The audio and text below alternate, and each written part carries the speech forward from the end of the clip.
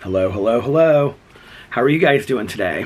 Well, it is about 5:15 on Tuesday evening, early evening, and I have been very busy today. I filmed 2 drama videos, one for today and one for tomorrow, and I filmed a Peterisms video, and I filmed a review video, and that's all uploading right now. I'm going to need to check that in about 20 minutes. And then I did a load of wash and moved it to the dryer of clothes. And then I took off all of our sheets and stuff and washed all the bedding so that we can have fresh sheets. We have so many sheets, you guys, like sheet sets. And we actually have a couple pairs. Do you call sheets pairs? Sets. We have a couple sets of white sheets, but these that I purchased recently are so comfortable. They're like these jersey sheets, and I really, really like them. So just washing those and put those back on the bed for tonight. Going into my birthday tomorrow. I have little fresh linens on the bed. And took Boo Radley out in the yard for a long time and checked the mail, sat on the front porch, drank a can of that Colombe coffee, and then I made this coffee that I've been kind of sipping on slowly throughout the afternoon. I reviewed this brown sugar creamer that I got at Trader Joe's, and in my review I said I didn't like it. And I don't know if it was maybe because I put too much of it in with the coffee or whatever, but I put about this much creamer in it today, and the rest is all coffee, and it's delicious, you guys. I'm really, really liking this brown sugar. It's so good. So I don't know, maybe I'm a convert to the brown sugar creamer from Trader Joe's. It was funny because somebody that I was talking to recently, I can't remember who it was, but they were talking about the creamer from Trader Joe's, and they're like, don't you love the brown sugar? And I was like, I tried that and I didn't like it. And they're like, what? It was at Alex's birthday party. And they were like, what? It's so good. You don't like it? I was like, no, I didn't like it. So it's so funny that I tried it again and I really like it. But anyway, I'm using my Pride cup, and yeah. We were supposed to go to our home group meeting tonight, and my ride texted me earlier today, and she was like, are you wanting to go tonight? And I said, I'm not really sure yet because I've got a bunch of stuff to do, and I might just spend the evening with Alex and whatever. We might get something to eat and then watch some shows because we haven't done that in a couple nights. And but I said, but let me know if I get my stuff done early enough, then yeah, I probably will go, and then Alex and I can watch our shows when I get home. And Tanya and another person aren't sure if they can go, so I don't even know if any of us are going at this point. So I'm completely fine either way. I would love to go to my meeting, and I'm completely fine to sit here and catch another meeting sometime later in the week, you know. But it's been a very still day. It's a beautiful day in Indianapolis. It's like low 80s, like 80 to 82. And there's been like a steady, I mean, I can feel the breeze over here, which I rarely can feel a breeze like on the front porch. In this chair, more than that chair, but I can feel a breeze right now. And it's not even like the trees aren't even bending or anything, but it's just been a really still, beautiful day. I don't know if you can see, but the sky is like absolutely blue. Can you see? Not a cloud in the sky. It's so pretty. So I've just been sitting here, and my neighbor across the street, he came over, was filming a review video, and he was like this. So I stopped my camera, and well, I actually started my review video over because I was only like a minute or two in, but the guy that lived in their condo before him passed away, and he was telling me that. Which is so weird because I just saw him like a month ago when Caroline and I were at Costco. We were like walking in, and he was like driving by, and he like looked at me and waved. He wasn't even that old. And I said, well, what did he pass from? And he said liver cancer. The really sad thing about it is, I mean, it's sad in general, but was that he and his wife lived there. And all the time that I lived here, I never once saw his wife. The only time I didn't even know, like, the last year or two that she was even living there. And one day there was like an ambulance out in the driveway, and they were moving her to an assisted living program. And I talked to him about it that day, and he was like, yeah, we've had like in care. I knew that they had like an home nurse that came over there every single day, because I would see her in the driveway and she would always like wave and say hi and stuff. But then they moved her to an assisted living program, and I think it was about 6 months after that he moved out. And I found out from somebody else. I mean, he literally like just like, it wasn't like in the middle of the night, but it was like one day he was here and the next day he was gone. And he didn't even seem, I mean, he was obviously older, but he didn't seem that much older. I mean, he was like driving and walking around and doing stuff in the yard and all this kind of stuff. And really neat, successful guy, and would always share stories with me and whatever. Quiet though, he was a quiet guy, kind of kept to himself. But I found out from somebody else that he moved into the same assisted living program that his wife was at, so that he could be with her there. And so anyways, it's weird, sad. But anyway, so he came over and he told me that, and was telling me about he was reading about it in the obituary and all this kinds of stuff. I'm telling you, brown sugar creamer from Trader Joe's comes in a little carton. It's so good. So funny. I'll have to retract my statement and my review because I really like it now. The other one, the coconut milk, though, it just tastes like creamer. It doesn't taste like anything special. So yesterday, I didn't vlog last night, so I'm vlogging today. I don't know when this vlog is going to get up, because I'm going to have to upload it, and that's going to take like a lengthy amount of time. Although I might make this a shorter vlog, because I'm going to vlog tonight for tomorrow, so that because I don't want to vlog on my birthday. I just want to, it's not that I don't want to vlog on my birthday, it's just I don't want to film any videos on my birthday. I want to have the whole day just to do whatever I want to do. I think we're going to go to brunch. I might try somewhere different tomorrow. Caroline and Alex and I are going to go to brunch, and then we're going to go to the pool. And Melissa and Aaron might come in the afternoon. Tanya, maybe she might stop by at some point. She's like super busy right now.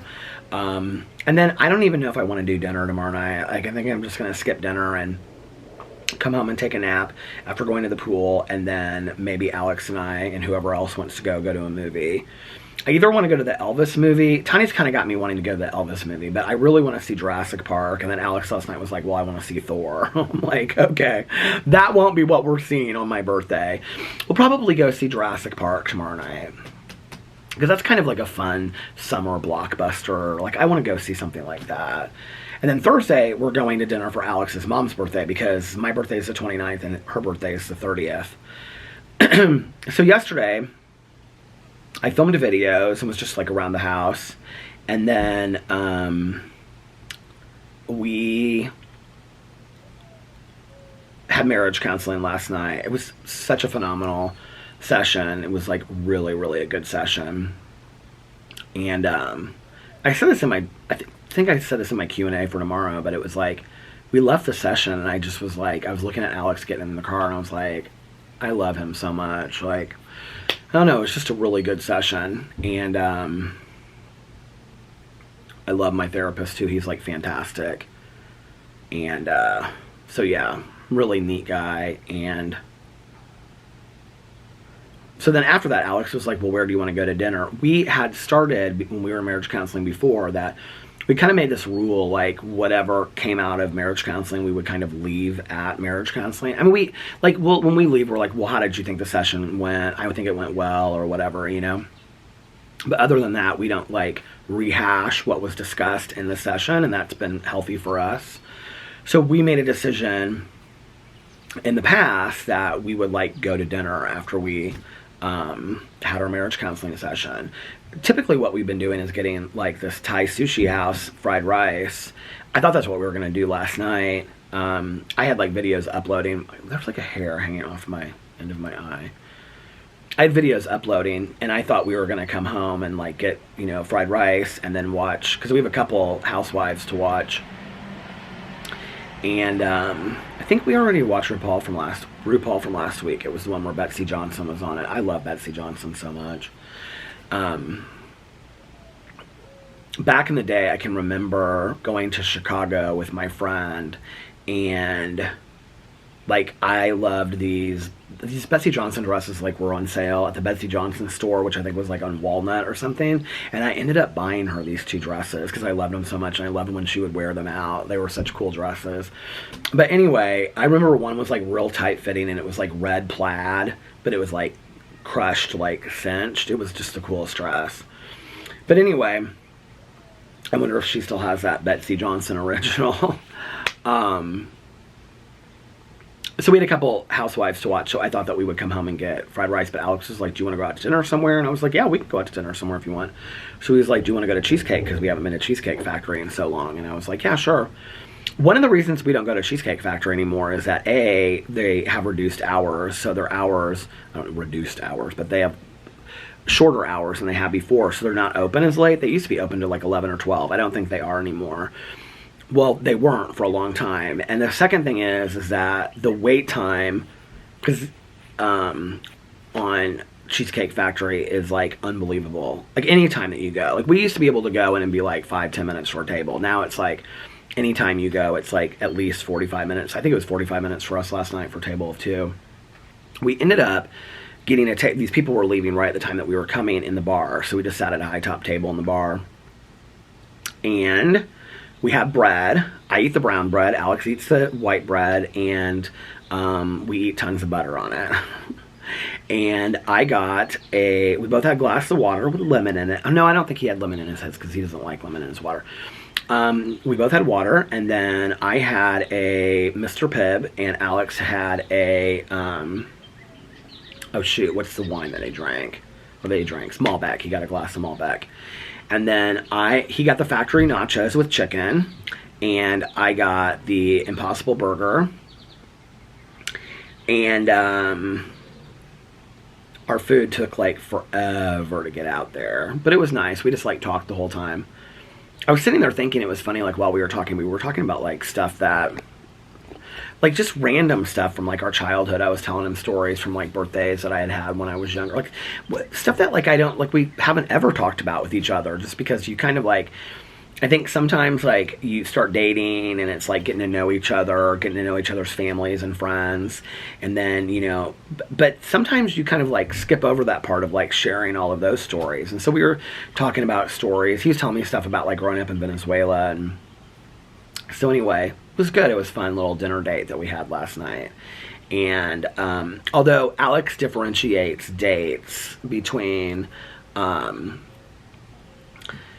like that, he would say, yeah, that was a date, I guess. But like a dinner date for him is where you get dressed up special to look nice, you know, and you make a point of saying we're going to, like, you know, go somewhere different and have a romantic evening and all that kind of stuff, which I like that he, you know, he differentiates it, but it was still a date, you know. And so yeah, that was fun. I feel like it was interesting because I was thinking about like all the videos that I have filmed in June, and you know, when I came back, I was like, I kept on kind of in my mind pushing back the date of when I would come back. I don't know why. I just didn't know what it would be like when I came back. I mean, I had a pretty good idea on my vlog that people would be receptive and want to watch and whatever, you know. But there were so many people that were like, how is he ever going to do drama again? You know, like, that I couldn't like laugh and flip a fan ever again in my life. And that's escapist for me. That's I enjoy that, you know, and I enjoy doing the reviews and all that kind of stuff. So I didn't really know what it would look like when I came back. And I also didn't know how the vlog would work. I mean, I knew people would watch because I was like, you know, reading the posts in the vlogarinas, and people were being so nice, and people were like, can't wait for Peter to come back in whatever capacity that looks like. But I didn't know, like, the physicality of how it would look. Like, I didn't know, like, like, consciously, I didn't think, like, I'm just going to take my camera out to the front porch and film every day. Like, I really didn't think that. I don't know what I thought I was going to do. I thought I would probably just, like, move around the house, like, do some in the bedroom, do some here, and piece it all together and whatever. And this has worked out so well. Like, I really enjoy just, like, sitting out here and doing it. It's funny because I know some people get bored of seeing, like, just the same background behind here, which is why I try to move it over there sometimes. But, like, for me, it's funny because I can see the plants and the ferns and, like, the hostas, and I can see the street, and, you know, I can see all the way down the street. And so for me, it's like, but I know it's boring for you guys. I'm sorry. So maybe in July I'll make a point of trying to mix it up a little bit. And the other thing is that my neighbors go out on their patios a lot on the backyard, and so not that they would care if I vlogged, but I'm just kind of stream of consciousness talking. And so if I was out on the backyard, plus the sun comes down this way, and so if I'm filming it facing the condo, then the sun is behind me and I'm completely in shadow, so I would have to face the sun. And then you guys are going to be facing, like, a, you know, sliding glass door, which that's no better than this, right? Unless I took it out in the yard, and then my neighbors are, like, looking right at me. And that does feel kind of a little weird, in all honesty, to just be sitting there with a camera, you know, well, I don't know. And this is comfortable. I have to say, like, this is super comfortable for me to just be able to come out here and, like, I have a little tripod that I keep next to my computer now. Like, you're on the tripod, and I just bring the tripod out here and put the camera on it, and let's go. And I'm loving these little front porch vlogs. I worry a little bit, like, in the late fall or, like, in winter, like, what I'm going to do. I'll probably just vlog from the couch or upstairs in the bedroom, and I'll probably just have to do the vlogs earlier, like, before Alex comes home. I'm just going to have to make it part of my day, you know? I'll figure it out. I'm not too worried about it. I mean, I'm worried about it because I want to continue doing this on a daily basis, but I'm not worried about it like I won't figure it out. Like, I'll figure out something. If I have to bundle up in a coat and be out here on the front porch, I will. You know what I mean? When I was, like, recovering, I would put on a coat and sit out here a lot just because I could not just sit inside. You know, our condo is small, and it was like, so if it was cold but not freezing, I would sit out here for an hour, you know, and whatever, and just kind of, like, watch TV show with, like, my iPad on my lap or on the table and stuff. And my neighbors still did walk by even though it was cold, and so they would say hi and whatever. At first, like, I would get up really early. I don't know what has happened. Like, well, my schedule is back to what it was before, with the exception of a night or two of the week, but I need to, like, really be working on my schedule. I just, like, I'm so loving right now staying up late and watching shows. Like, I'm really, really loving that, and it's just, it's something that I didn't do for so long. You guys remember when I used to talk in my vlog and I would say, like, I just don't have the ability to be present and binge watch a show, and I wish I could, and, like, Alex does that. Like, I am loving binge watching shows. Loving it. Like, it's, like, my favorite thing. Like, if I had to say, like, napping, binge watching shows, whatever, like, I get so excited to watch shows. Like, I love it. I know it's so corny, but, like, I just, and, like, when I get done with one, I'm like, what am I going to watch next, you know? And right now, the new shows that I started, well, The Old Man, that's on FX, but it comes out, I think, on Friday on Hulu's. It comes out on Fridays on Hulu. And the 4th episode is coming out this upcoming Friday. And I love that. And then I just started Loot on Apple TV, and it's with Maya Rudolph, and it's really good. It's about a billionaire. And I was just telling Alex about this yesterday, and I can't remember her name, but she was the mother of the main house on Pose, and she is, like, a lead character on it too. Blanca was her name, her character name on Pose. And she's really good in it, too. And there's another guy, the guy that's the main character on Severance. Is it Severance? Severance on Apple TV. He plays Maya Rudolph's husband on Loot. It's really good. It's really funny, but it's also kind of endearing. She plays kind of a well, so it's about a woman that goes through a divorce, and she gets half of her husband's money, and so she becomes the third richest woman in the United States. She gets like $87 million.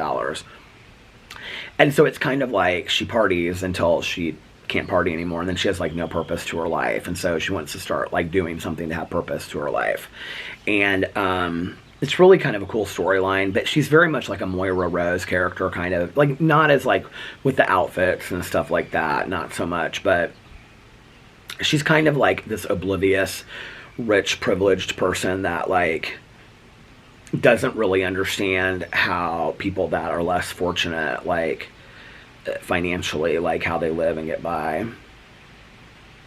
I don't love bees because bees sting, but I have to say, sitting out here, I don't know what these are, I think they're lilacs. Sitting out here and watching bees go like, and now it's on my flowers, going into each like flower bud.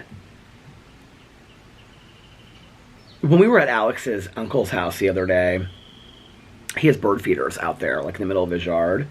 And this bee is just going from flower to flower to flower. It's cute. Now watch, it's going to sting me and I won't think it's cute so much anymore. But when we were at his uncle's house the other day, his uncle has like done a lot to the backyard, and he has this bird feeder out there, like, and it's like two like bird feeder tank kind of things that are hanging, you know. And he was like getting mad at the chipmunks, and there was like this big fat bunny rabbit out there that was like coming for it. But like literally, like this bird feeder, the whole time I was sitting out in the backyard, had, I mean to tell you, like 5 to 8 birds at any given time, plus chipmunks, plus a bunny, okay? Bunny rabbit, and on this bird feeder. And I just was like, oh my God, this is amazing. And it's funny, like, when you are aware of, like, nature and animals, and then to actually, like I would sit out here for, like, 20 minutes, and just 15, 20 minutes, and just watch this bee. It's one thing to be conscious of bees and be like, ooh, bees. And then it's another thing to watch them actually go from like flower bud to flower bud, you know, and eat. And just to see that is like this like wonder of nature that's kind of crazy. It really slows down the world a lot, you know, when you look at things like that. It kind of makes life this like beautiful process that you aren't really that aware of, you know. You miss a lot. I feel like I've missed a lot. I don't love bees. Do you guys remember when we were in the Dominican Republic and I got stung by a bee on my eye and it like blew up? Do you guys remember that? Not fun. I think the bee was like in my eye, the stinger, and I like went like that, and it like stuck or something. It was horrible. I remember. God. And Alex was like, it's not that bad when we got to the room. By the time we got to the room, it was like this big. Man, I was that big. This bumblebee is like on these yellow flowers. You can like really see it. It's a big bee. If it comes over here on my dying flowers that I need to water. So funny, flowers like in the summer, if like I don't water them for a couple days and then you water them, then they like all of a sudden come back to life, you know. He's like hanging out over there. He's not coming over here at all. He likes these pink and yellow flowers. He keeps on going back and forth. I wonder what tastes better about the yellow flowers. And then he goes to these purple lilacs, but he's not coming over here to this plant. I wonder why not.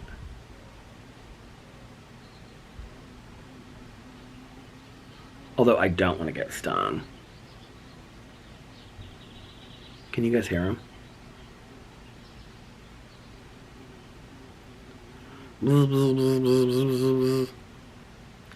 He's like, hey, don't make fun of me.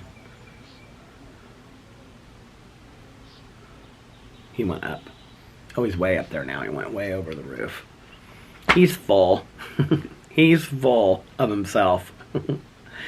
What should we name him? Barry the bee. Oh, I think he just came back. I wonder when bees know that they're full.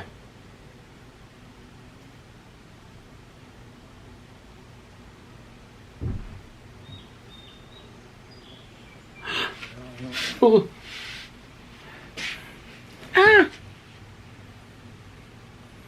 I want to see if I can get him on camera. Can you guys see him? Oh. He went away. He went away. I don't want to get stung by the bee. I know somebody's going to think that is so funny. Why do I care if I get him on camera? That's the question. I don't know. Okay, July. Peter's going to really... Well, first of all, the basement. I was reminded of that in marriage counseling yesterday. But Peter's going to really start reading again in July is going to be my big goal.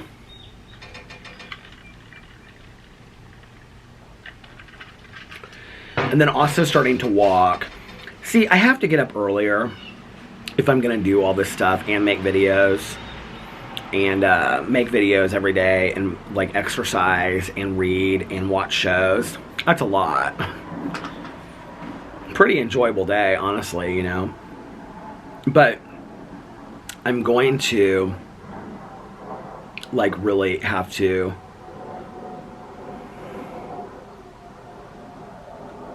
push. I was trying to think of that song. Put the needle on the record. I'm gonna have to really put the needle on the record if I really want to get the music playing. It's so corny. It doesn't take anything for me to like crack myself up.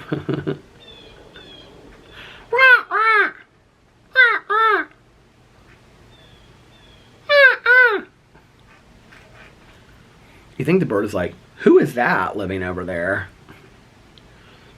What are they saying? I always wonder when like the dogs bark at and they do bark at each other. Okay, it reminds me of, did you see 100, well, this is such a silly question. Did you see 101 Dalmatians?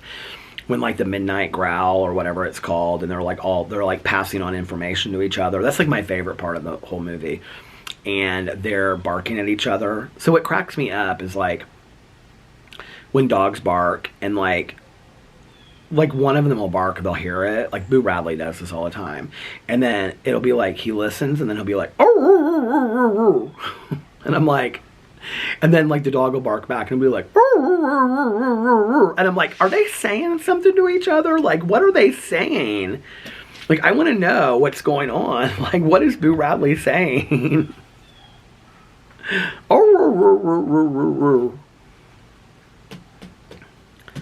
That's what the... What was that song? That's what the fox said. Ding, ding, ding, ding. Is that the song? How does that song go? Ding, ding, ding, ding, ding, ding, ding. Oh, I hear somebody coming down the street talking real loud.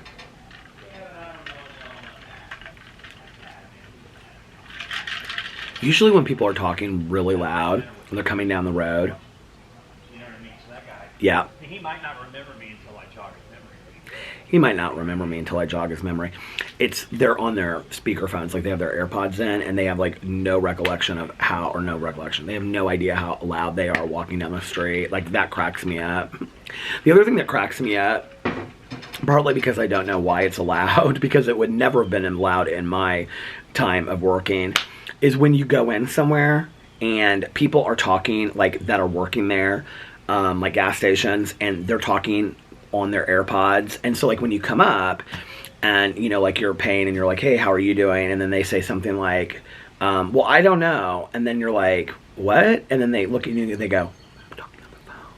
I'm like, you're talking on the phone while you're checking. Hey, do you, if it's allowed, okay? But like, I can't even imagine, like when I worked back in the day, for $7.10 an hour was what I was hired for. And, my supervisor, if we were even sitting around, I was telling somebody this yesterday, I can't remember who, I think I was telling my friend Valerie, that if we were even sitting around for like 5 minutes, not doing anything, like my supervisor would have said to us, if you don't have something to do, I'll find something for you to do. Like there was no sitting around, and there definitely weren't personal calls at work, let alone while we were working with AirPods in our ears, which didn't even exist at the time. But like, she would have been through. I mean, absolutely through. Can you believe I was hired for $7.10 an hour? My first paycheck ever was like $4.21. I can't, like I remember it was like right around $400, and I was so proud of it. I was like, this is the first legit money I've ever earned myself.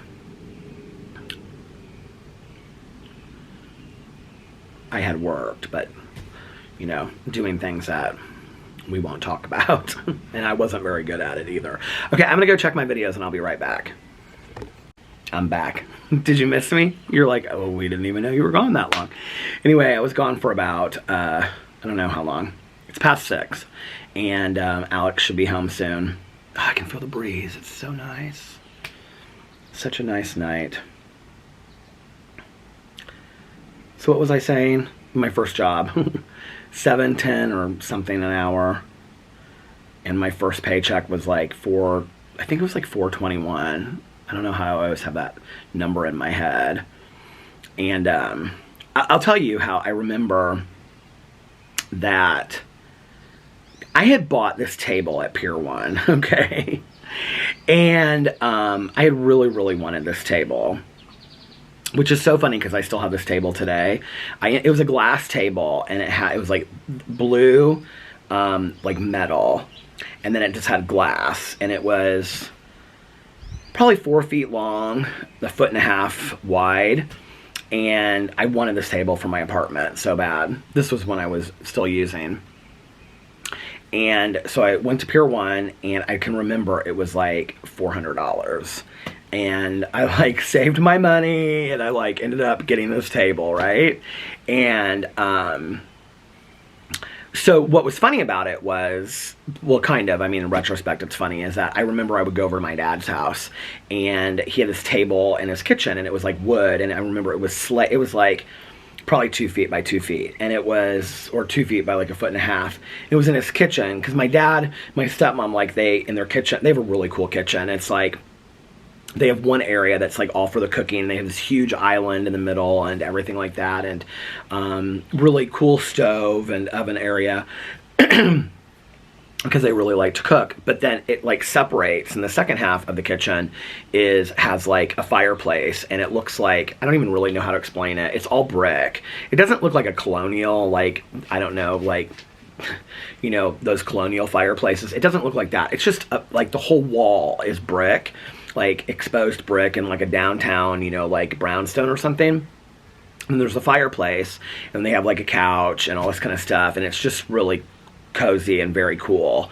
And so like I would go over to my dad's house. This was when I was like still using, and I would do like a load of laundry. I would wash my clothes and then put it in a trash bag and like take it home. And they used to have a jar in their kitchen of like quarters and stuff that they would just throw their change in. They haven't had that since I got sober, but so I would like take, you know, 8 quarters or something, which was 2 rounds of drying, and then I would wash the stuff there, because I didn't, of course, have enough time to wait for it to dry. I had things to do, you know, like with my active social life. And so, but while I was washing it, I would sit there and I would like make a sandwich, and I would, with like potato chips and everything, and then I would sit there in the little living room area or the fireplace area, and I would watch TV, and I would put my feet up on this table. I would sit on the couch, and I would put my feet up on this table, and it was like this really cool slate table, and in the slate was engraved like this sailboat, and then it like had on the side of it, it had like all of the information. It was kind of like the boat that I was, or the book that I was telling you guys about, the sunken ships in Michigan, because my dad is like a sailing fanatic. And so I would put my feet up on it. Well, I'm sure it was a very expensive table. I mean, it's like, still to this day, I've never seen anything like it, right? And so he would come in, and he would be like, get your feet off that table. He's like, when you can afford to buy that table, then you can put your feet on any table you want to buy, right? So I always remembered that when I bought this table, because I did buy this table, you know, like, with my hard-earned money. Joke from dealing and things like that, which I wasn't, like I said, never very good at. But anyway, so but I would go over to my dad's house and my stepmom's house, and like I would do like a load or 2 of laundry, and I would bag it up literally in a black trash bag and take it out to my car, and then I would take it to my apartment, and I would, you know, because we had washers and dryers like in the basement. I didn't have a washer and dryer in my apartment, so I would just take it down in the dryer, and then I would like dry it. And but like before I left, like I would like get a grocery bag, because like, you know, their pantry was always stocked, and I would take like mac and cheese and beans and rice and stuff, and like a thing of paper towels and maybe 2 rolls of toilet paper, so I didn't have to spend my liquor money on buying actual groceries, you know. And I'll never forget this. Like, did you ever get called out on something and you just kind of like, you know, it is so 100% true, but you're just like seriously? I remember one time I was leaving and I was like severely hungover, and they were just like standing there, and they were like something like, I can't remember exactly how they said it, but it was something like, you know, like, we're really tired of you coming over here and, you know, basically coming to the laundromat and going grocery shopping. And I was like, what? Not, are you calling me out? Like, seriously? So anyway,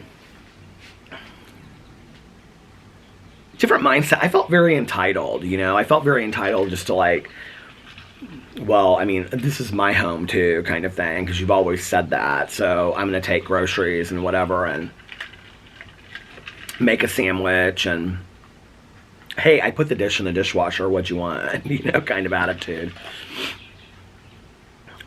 You know, I talk a lot about my recovery, but one of the things that's interesting is, you know, we talk about these isms that go along with like alcoholism and addiction and things like that, these isms that we have, like lying, not being honest, you know, not putting, like, being selfish, things like that. And it's so interesting, like, how all of those things I had, even if I wasn't using in the moment, like, I was extremely selfish and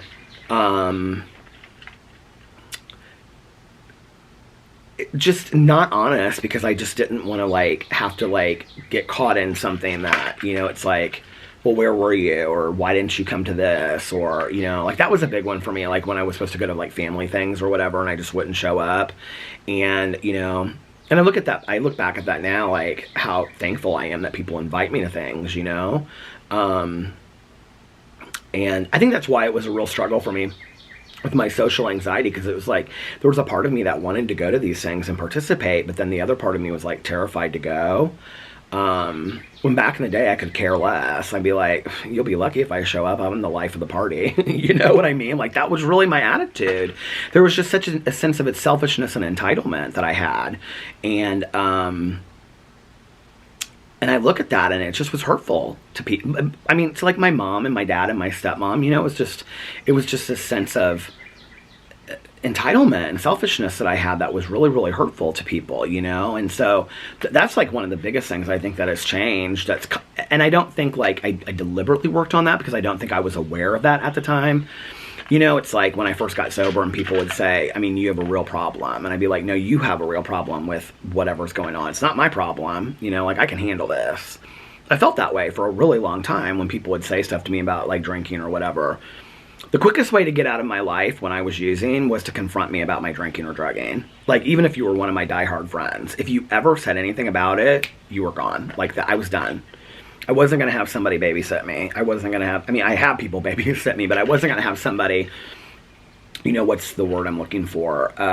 You know, curtail my using and whatever. I had this friend of mine, he was a really good friend, but he didn't really understand addiction. I mean, who does at that age, right? And so we would go out. I remember I said to him one time, he did say something to me that was really, really wise. I complained to him he was a couple years older than me, like 3 or 4 years older than me, but he was like a really good friend of mine when I first came out. And he ended up moving to Louisville, Kentucky. But I remember I said to him one time, like, I'm so tired of people saying things about my drinking. And he goes, you have 2 options. Either don't listen to what they say and keep on drinking, he goes, or stop drinking. And it really is that simple. I mean, it really is, you know, it's like, it's not this complicated thing. And I was making it so complicated in my head, like, oh my God, all these people are out to get me. It really wasn't that deep. People were just like, dude, you drink too much. Like, seriously, it's a problem, you know? And I was like, what I wanted was their acceptance and also to be able to keep on drinking. And that wasn't going to happen. But for a while, I remember the neighbors must have let their dog out because Boo Radley's going crazy inside. But for a while, he would,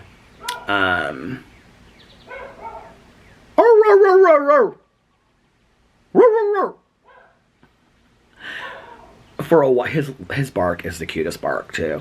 For a while, he would, because this one bar that we went to, like, we knew the owner, and so he would get drink tickets when he went in. And so he would get these drink tickets, and then he'd say, I'm going to give you, like, the drink tickets were just, like, one for a free drink, right? He's like, I'm going to monitor how many drinks you have for a night, right? And so we would go out together, and he would, like, give me, like, 2 drink tickets, or he'd be like, here, I'm going to buy you a drink, right? Well, as soon as his head was turned, you know, I'd turn to one of my friends that didn't care, and I'd say, buy me a drink. He's on my nerves, he's thinking, and they'd buy me a drink. And so he thought I had 2 drinks, and instead I had 8 drinks. I mean, he would be at the end of the night, he would be like, I don't understand what happened. Like, the next day, he'd be like, what happened? Like, I mean, I was watching you very closely, you were not drinking, like, or you didn't have more than 2 drinks. Well, he thought I was having 2 drinks when I was really having 8, but to him, it looked like I was having 2 drinks, you know? So we'll go to any lengths to, you know, that's why people, you know, I think it's important to set limits and boundaries for yourself more than for the other person. If an addict or an alcoholic wants to use, an addict or an alcoholic is going to use, no matter what. And if that means getting rid of every person that stands in their way, no matter how much you love them, they're going to do that. Because until, you know, I'm a big believer that, like, the scale has to switch. It's like the consequences and the fun have to, like, switch. It starts having, it's like, until an addict or an alcoholic, Boo Radley! Until an addict or an alcoholic has had enough pain, they're not going to quit. They're just not, you know? And that's the reality. And, you know, I've said this to so many people. I've said it in so many videos. If love were enough, you know, I've had so many people say to me, like, I just don't know why my boyfriend keeps on drinking. Like, you know, like, I love them, and don't they know that? And it's like, or with kids or parents or whatever, and it's like, if love were enough, we wouldn't need treatment programs. We wouldn't need counseling. We wouldn't need therapists and life coaches. We wouldn't need 12-step programs. We wouldn't need self-help and books. If love were enough, people would stop using right away. Because when you use, you hurt the people around you the most. And that's just the reality. And honestly, that was the reality that I did not want to accept. I didn't want to think that I had any way or means of hurting the people that cared about me most. You know, when my dad would say things to me like, you know, if, like, getting arrested or whatever. What is on my leg? Getting arrested or whatever, and he'd be like, no, because I know where you're at and I know that you're safe tonight or whatever. You know, like, I never was able to, I think even, like, years into my sobriety. Do you hear this? Let me go shut the back curtains because he's going to drive himself crazy. Hold on a second, I'll be right back. Okay, I'm back. I couldn't even see the other dog in the backyard, so I don't know what's going on. Maybe he thinks he sees something, I don't know. What was I saying?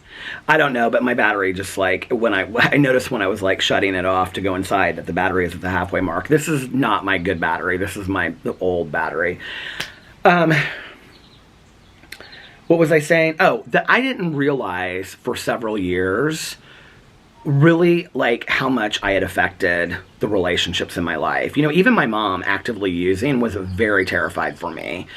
And, you know, like, my dad told me something, like, years later, he was like, I was totally scared every night. Like, I never knew where you were, you know? This was more when I was living at home, and I was going out late, staying out late and whatever, but, like, he was very scared, you know, that they were going to get a call every single night, you know, from the police, or that, you know, something had happened horribly to me or whatever. And he just lived in fear for a very long time, you know, and not feeling like he had any control over it, not feeling like he could do anything about it. And I wasn't going to listen to it. It wasn't like you could give me a lecture and I was going to be like, oh, okay, I'll change my ways, you know. So I think there's this whole idea that if we love somebody enough, or if we, you know, whatever. I mean, people ask me, I get this in Q&As all the time. I just did this in a Q&A. I got a lot of questions about this. What can I do for somebody that I love that is an addict or an alcoholic? Well, you can attend a 12-step program for yourself, because that will teach you how to live healthy and to take care of yourself. It won't teach you how to cure the other person at all. It'll teach you how to be healthy and how to set healthy limits and boundaries for yourself. It'll teach you how you respond to the addict and the alcoholic in your life and how that's affected you. That's one thing you can do. You know, you can encourage that person to go to counseling with you, and if they're not willing to do that, go yourself.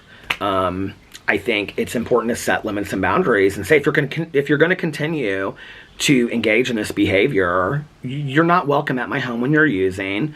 You know, you can't come to this family event, whatever. You know, and that's where I think setting boundaries and limits does force some of the pain on people to realize, like, because that's what ultimately happened with me. It was like, if I continued to use, my life was going to look consequently a lot worse than it did,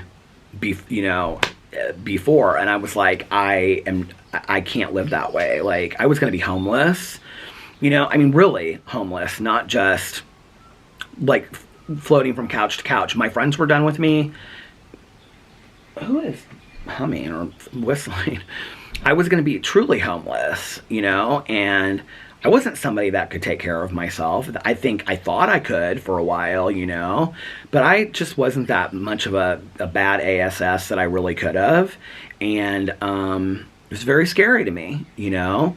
I also knew whatever given situation that was handed to me, like, I was afraid I was either going to die or that my circumstances were going to look so bad and so bleak that I wasn't going to be able to get myself out of it. So, you know, those are things. Oh, my husband's home. And the Boo Radley is going crazy again. So those are things that I did, you know, to, that was the pain that I felt. And I think those are the things that you can do for your friends and your family that have addiction issues, and be honest with them and tell them, like, I'm hurt, you know, and this is affecting me, and I know you don't think it is, but I'm fearful for your life. I'm fearful how this is going to affect us, and I'm angry, and I'm scared, and I don't understand it. It's to you know, walk on eggshells around addicts and alcoholics. You're not doing them any. They're going to walk away from you anyway if they're going to walk away from you. That's something that we need to accept, right? That is, that addicts and alcoholics are going to walk away from us if we tell them the truth, because they don't want to hear it, you know? So I think a lot of times we don't do those things that are necessary out of selfishness ourselves. And this is the codependency part, right? This is why I recommend the Melody Beatty book. That's another thing you can do, is read Codependent No More. But I think that's the codependent part, is that, you know, like, I depend on this person to define who I am. Like, oh, so, like, they have this huge issue. Well, I don't want to lose my marriage over this horrific addiction issue, so I'm not going to walk away from them. I'm not going to set boundaries. I'm not going to tell them, you can't come home if you've been drinking till 2 o'clock in the morning, right? Well, I don't know. I think at some point you have to start standing up for yourself and your family and being like, I'm not going to, you know, allow this to be the circumstances. And like I say in my videos, it doesn't mean that you have to leave. That doesn't mean you have to divorce your partner or whatever. That means you set limits and boundaries in place and say, this is what is acceptable to me. This is what I'm willing to live with. And if you cross this line, then other things are going to happen. Okay, so Alex walked out for a second to take Boo Radley out the front because the neighbor dog is out back, and so he couldn't take him out to the back. So anyway, what was I going to say? Or what was I saying? No, I think, like, it's really important to set limits and boundaries, not just to get the addict to stop using or the alcoholic, because that may never happen. You know, and that's the harsh reality. You might set limits and boundaries, and I think that's where, like, therapy or counseling really comes into place with somebody that understands addiction, that they can teach you what the appropriate boundaries and limits are and what they look like for somebody. Most addicts and alcoholics, if you're a spouse or somebody or, you know, you're a parent and you ask them to go, most of them won't go. That's another harsh reality. If you said, I really want you to go to therapy with me, most won't go. They're going to be like, no, because they don't want to sit in a room where they're going to get called out and be told that they have to go to 12-step meetings or treatment or counseling of their own. So they're not going to go to therapy. They'll just say no, right? But if you go then you'll learn the appropriate limits and boundaries to set, and healthy boundaries, and then you'll also be getting healthier yourself, right? Because the reality is that person may never stop using. And I think that's the hard thing. I always tell people to like never lose hope. Like I just talked about this in my Q&A that I did for my drama channel, that it's like, my mom got sober at 51. I never would have believed that my mom was going to get sober. I have friends of mine that are in their 60s and 70s that are just getting sober, you know? So, do I think that there's an age limit on it? Absolutely not. You know, don't ever give up hope. But at the same time, don't continue to suffer for the rest of your life. You know, I actually have a friend of mine, and her husband got sober and had like 2 years or something, and then went back out. She was very involved in Al-Anon, and you know, got a sponsor, work steps, still very involved today, very active. And I think this is like probably, God, she's probably been in Al-Anon like 18 or 20 years at this point. And her husband's gone out several times, and he's sober now, but he's gone out several times. And you know, she had to set real healthy limits and boundaries for herself. And she never left. She never divorced him, you know. And, but I think, you know, do I think some people would? Probably. Do I think some people do? Absolutely. And do I think people stay living in pain because they don't know what to do or they don't know anything else? I think that's really the majority of people, you know. And it makes me sad. There's no easy fix to this, you know. There's no easy way to look at it and say, this is exactly what you do and it'll be, you know. It's like when treatment programs say our success rate is. What's the success rate? When, you know, it's like, when I was in treatment, they said like 1 in 30 will say, I can remember this, sitting in a room of 30, I counted, it was like 33, and I was like, I'm going to be the one. I can remember thinking that to myself, I'm going to be the one.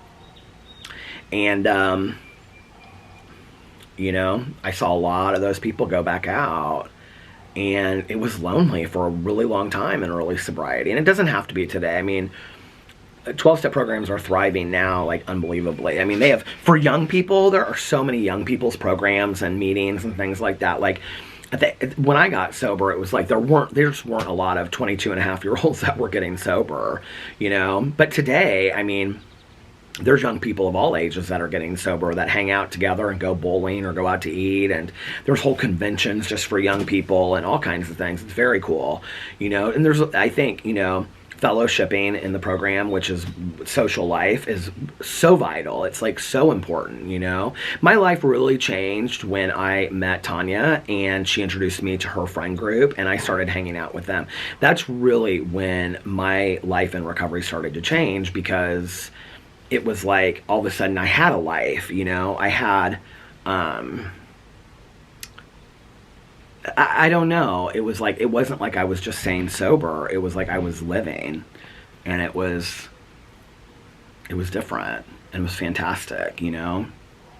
So, all right, I'm going to get off here now so that I can start uploading this vlog so it gets up sometime tonight. I don't know when. And then I'm going to vlog later tonight so that I can have a vlog up for my birthday as well. Unless I fall asleep or something like that, and then I just will not probably vlog tomorrow. But anyway, I love you guys so much. Thank you for listening tonight to my little front porch vlog. It's been awfully fun. Remember, I hope you're having first of all, let me say, I hope that you're having a magically amazing Tuesday.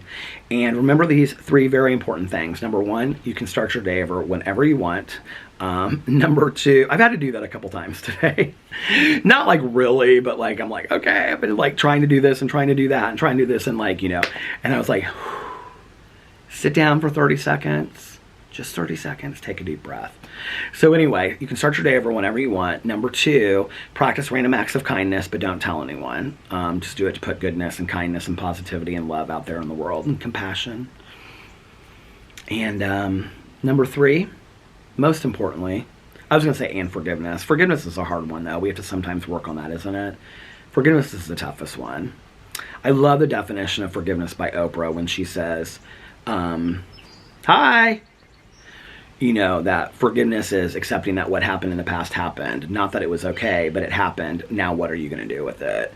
And it was so powerful to me when I first heard that, because I was like, wow, you know, it's like relieve me of the bondages of my past to some degree. I don't want to live in these horrific memories forever of, you know, looking back at 20 years ago or 40 years ago of like what happened to me. And that was my neighbor. She just left to go bike riding down there, and she came around, did a full circle and waved to me, and now she just went back for another circle. So anyway, and that's why I did like my bullying video the other day, because it's like I don't want to sit and be a victim of that for my entire life. I don't want to, you know, I think it's important to talk about so that other people that have gone through it or are going through it, like they're like, okay, I'm seen, I feel heard, and here's somebody else that's gone through something familiar to me or that I relate to. But I don't want to be a victim for the rest of my life, this victim mentality, you know? So anyway, practice random acts of kindness, but don't tell anyone. And most importantly, make sure that you reach out to somebody and let them know how much they mean to you. And I love you guys, and I will see you tomorrow. Bye. Love ya!